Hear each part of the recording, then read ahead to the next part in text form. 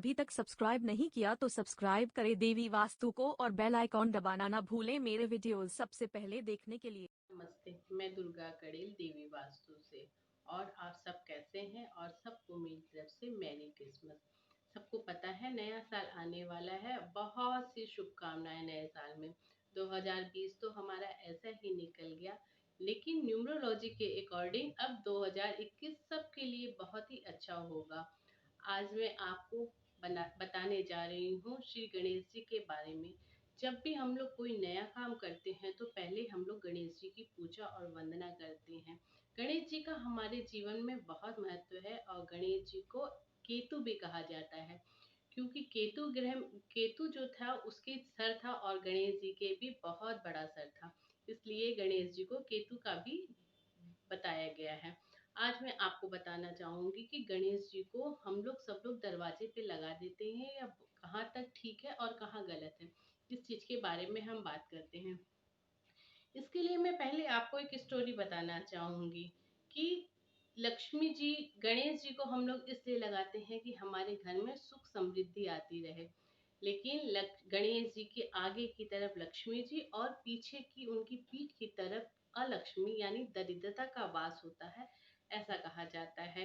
जब हम लोग गेट पे गणेश जी को स्थापित करते हैं तो उनकी फेस हमेशा बाहर की साइड रहता है और पीठ हमारे पीछे की साइड। तो पीठ पीछे होने का मतलब ही हो गया कि दरिद्रता का हमारे घर में वास करना। लेकिन बहुत लोग कहते हैं कि दो गणेश जी लगा देने चाहिए। मुझे नहीं पता वो कहाँ तक ठीक है और कहाँ तक गलत है, लेकिन मैं चाहती हूँ कि आप लोग गणेश जी को अंदर स्थापित करें, अपने पूजा घर में रखें, क्योंकि वो बहुत ही पूजनीय है और हमारी सब मनोकामनाओं को पूर्ण करते हैं।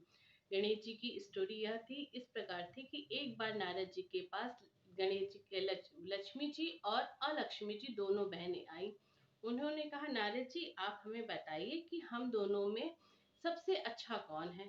अब नारद जी फंस गए, उन्हें समझ में नहीं आया कि अलक्ष्मी को अच्छा बोलूं या लक्ष्मी जी को अच्छा बोलूं। इसके लिए उन्होंने कहा कि अच्छा आप लोग चलिए।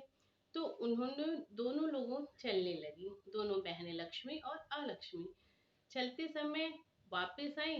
तब उन्होंने आके नारद जी से पूछा कि अब बताइए कि हम दोनों में अच्छा कौन है। अब नारद जी ने अपनी बुद्धि का प्रयोग करके बताया कि दरिद्रता या अलक्ष्मी, जब तुम जा रही थी तब तुम्हारी चाल बहुत अच्छी थी और तुम बहुत अच्छी लग रही थी, और लक्ष्मी जब तुम आ रही थी तो बहुत अच्छी लग रही थी। इसका मतलब तो आप लोग जान गए, जब हमारे घर में लक्ष्मी जी आती है तो हमें भी बहुत अच्छा लगता है और उससे हमारे घर में सुख समृद्धि आती है, और जब अलक्ष्मी या दरिद्रता जाती है तो हमारे घर से सारे दुख रोग सब चले जाते हैं।